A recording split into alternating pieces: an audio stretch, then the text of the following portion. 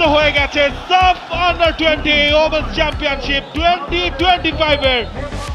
এটা শুধু একটা টুর্নামেন্ট ছিল না, এটা ছিল এক একটা স্বপ্ন পূরণের গল্প। এটা ছিল সাহস, নিষ্ঠা আর প্রতিভার এক ঐতিহাসিক সংমিশ্রণ। অনেকেই হয়তো ভাবেনি এই দলটাই একদিন হয়ে উঠবে অপরাজেয়। 6 ম্যাচ 6 জয়, একের পর এক হ্যাটট্রিক, নাটকীয় জয়, সাসপেন্স, লাল কার্ড, নিষেধাজ্ঞা, আর শেষ ম্যাচে ইতিহাস লেখা এক প্রত্যাবর্তন। গোল ছিল, ঝড় ছিল, ছিল লড়াই, আর শেষটা একেবারে সিনেমার মতো। সাগরিকার সেই 4 গোলের গল্প এখন শুধু ফুটবল নয়, বাংলাদেশের মঞ্চ কাঁপানো অধ্যায়।